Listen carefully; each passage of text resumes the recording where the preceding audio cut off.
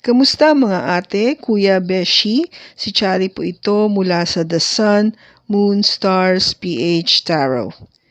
Ipapaalam ko lang po na ito po ay isang general read o pangkahalatang pagbabasa at maaring hindi lahat ay magtugma sa inyong sitwasyon. I-check din nyo ang inyong Moon, Rising at Venus sign. Baka doon mas tumugma ang read para sa inyo. At kung ang mensahe ay tama sa inyo, paki-like lang po at mag-subscribe kung hindi pa ninyo ito ginagawa. Okay, mag-umpisa na po tayo.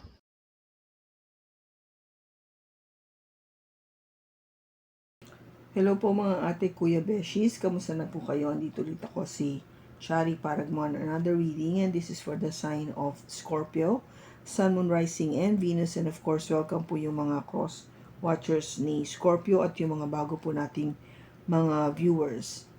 Kukunin ko lang po itong pagkakataon para po magpasalamat do sa mga tao po na nagpatid ng kanilang pagdamay at condolences sa aming pong pamilya. Maraming salamat po.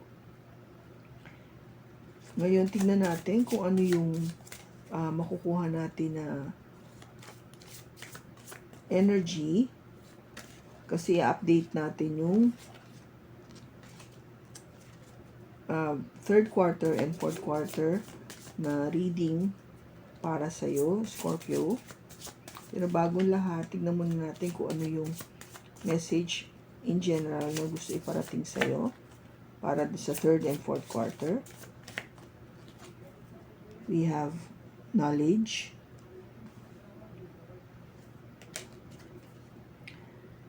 potential, and choices.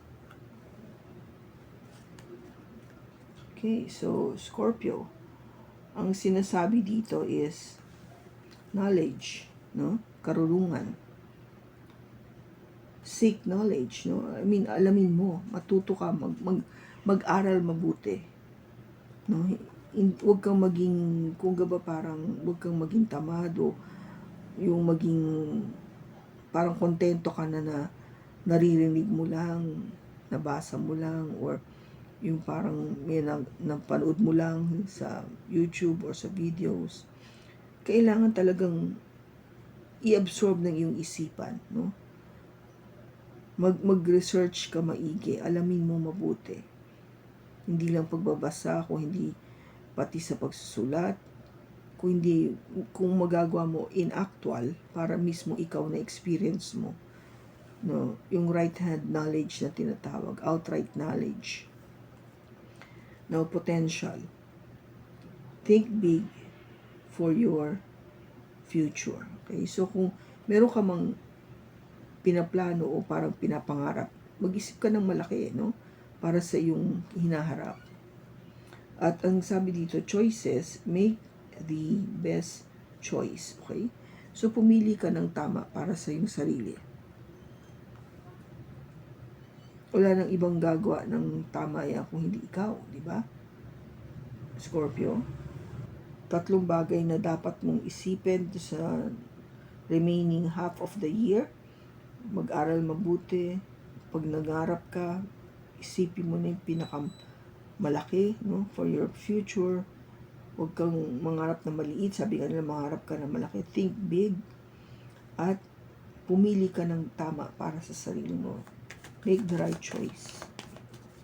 So, tingnan natin kung ano yung para sa third and fourth quarter.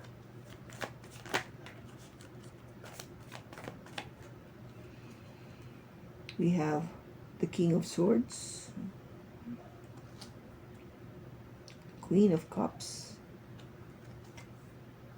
the Four of Wands, the Knight of Swords, Death, and the Five of Swords. Okay, Scorpio. So, yung start muna tayo nung tungkol sa love, money, and work. Yung third quarter mo is July, August, September. Okay, so yung July, yung King of Swords natin is meron ka ditong gustong malaman eh. No? You wanted to find out the truth, or you wanted to communicate something of truth pagdating sa iyong work, no, sa career, sa pera. Maybe you need a very serious discussion with your boss, no, or management pagdating sa iyong career path, or sabihin natin yung pagdating sa karoon ng promotion, no, or maybe yung job evaluation sa'yo, yung mga ganon. Ito yung July. Pagdating ng August,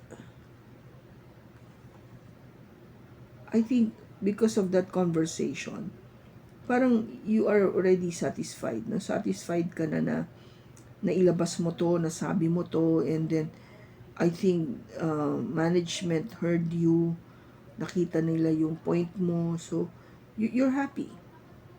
No, you're happy na nailabas mo to, nasabi mo to, and they were able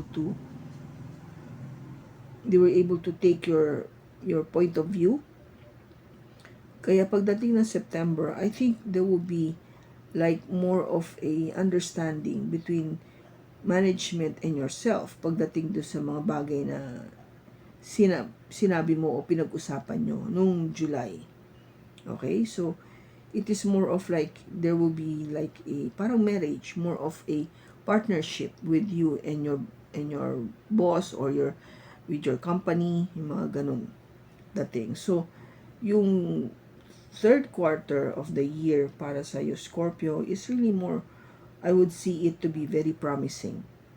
No, very promising. I think yung pag-aano mo dito is because I think you really show them that you are very knowledgeable of what you're doing.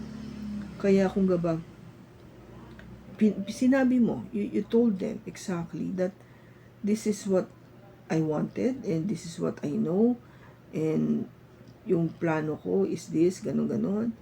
So, there was really a very good parang outcome, yung magiging outcome nyo sa tung July towards to September. Okay?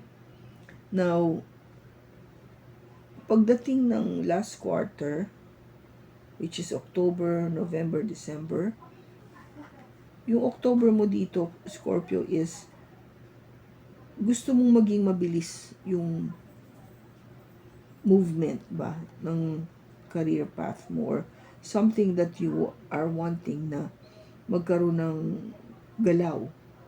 Kung ano man itong gusto mong gawin na sa yung trabaho, o sa yung maybe terms of your money, no? Gusto mong makita talaga na merong mabilis na paggalaw, o mabilis na pagde-develop. October siya. So, yung November mo, kasi because of this movement, nakikita mo kasi na there will be a change, na magkakaroon ng pagbabago. Maybe because you are thinking big, no? Malaki ka na mag-isip ngayon, hindi na yung maliliit lang nakaparinggot na yung tipong pang maliliit lang na tao, or hindi naman maliit na tao, but yung pangarap na sabihin natin pang iyo lang.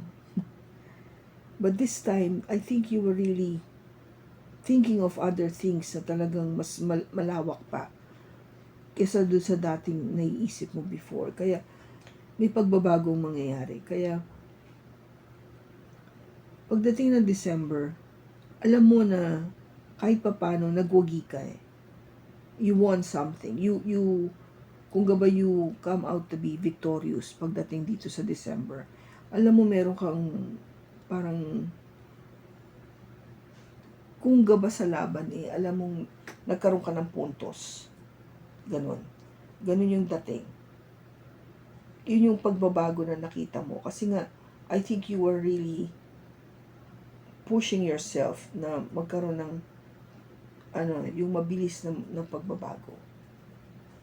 And because of that, because you know that you made the right choice, pumili ka talaga ng isang bagay o desisyon na alam mo ikabubuti mo for your highest good. Kaya, alam mo na, kahit papano, ikaw yung nagwagi sa pagbabago na to. Kaya yung last quarter mo, Scorpio, medyo, ano nga lang, kung gaba parang eager ka, no? You're very eager to find out things na magiging mabilis na yung takbo ng pangyayari. But things has to also be within God's perfect timing. You have to remember that, na hindi naman lahat pag sinabi mo ngayon na. Hindi naman ganon. Siyempre, si God pa rin na masusunod. Kikilos ka, pero si God pa rin ang mag-orchestrate nito lahat.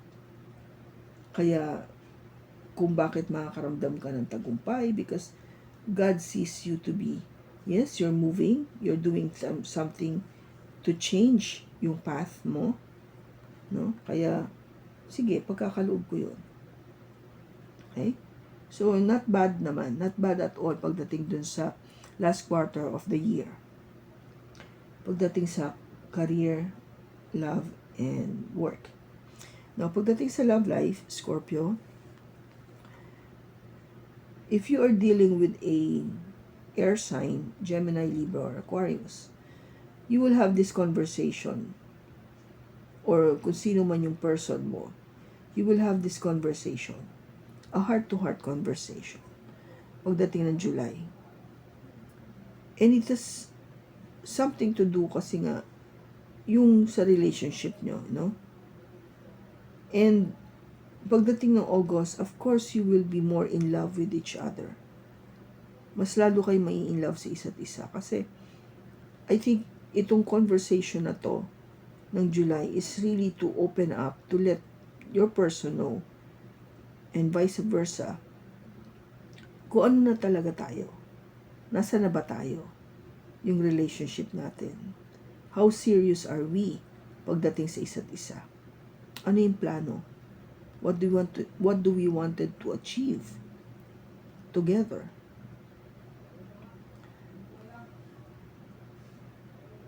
And I think pagdating ng August, you were able to really felt yung love na yon more for each other. Kaya pagdating ng September, I want to say congratulations kasi this is really telling me na may plano nga for the future. This is telling me na there will be a marriage proposal in the future. Okay? So, yung September na yon is something na medyo very important for you, Scorpio. Kasi parang dito natin bubuuin yung ating hinaharap. Okay? So, it has something to do with thinking big, no? Ano na ba tayo? Ano na? And your choices, no? Ito na ba yung pinipili ko? So, your third quarter is really looking very, very good when it comes to your love relationship. Now, pagdating ng fourth quarter, October, November, December, you wanted it sa October very fast. Parang sige na, mangyari na sana, mangyari na. Kasi nagplano na kayo dito ng September, no? You're planning already. Maybe you receive already that wedding proposal, so eto na, nag-start na kayo mag-plan. And sometimes, di ba, yung sobrang kaligayahan mo, yung sobrang eagerness mo, you want things to happen fast, mabilis, may outcome agad. Ganun yung feeling mo itong October. Now, November, there will be a change, no? Magkakaroon ng pagbabago. Kasi, gusto mo nga mabilis, but sinasabi dito, hindi, teka muna, sandali lang. Huwag muna tayo magmadali. Dahan-dahan lang. Diba? Para sigurado tayo na tama yung pinipili natin. Tama yung choices natin. Tama ba yung gagastos tayo ng ganito? O mas ipunin mo na lang natin para sa future? Yung mga ganun na desisyon. Kaya it is important that you know a lot of things, no? Alamin mo muna. Huwag kang maging mapusok. In other words, no? Huwag kang, yung energy na to na nagmamadali. Hindi mo kailangan magmadali. Di ba? Pwede namang dahan-dahan eh. Yung pagbabago na to. Kasi at the end, ikaw rin naman ang tagumpay. Ikaw rin naman ang panalo. So, bakit ka nagmamadali? Diba? Sa December. So, no need to rush. That's what I'm saying. Kasi at the end of the day, ikaw pa rin ang panalo eh. So, you just be very, kung gaba, para patient about this. Plan it very well. Make sure that you're making the right decision, the right choices. Para nga sa future, mas maganda. Okay naman yung third quarter. You have to practice patience. No? Yun yung, ano lang, pasensya lang. Ibig sabihin, wag na magmadali. Wag maging mapusok. No? Don't rush. Yun yung sinasabi ko dito. Don't rush. Kasi ikaw pa rin naman ang magbe-benefit nito eh. Okay? So, kung kanino mang Scorpio itong nakuha natin na energy, maraming salamat sa pagsama mo sa akin sa pagbasa na to. Sana nakatulong ito ng malaki sa'yo. Sa susunod po muli, ingat ka and God bless.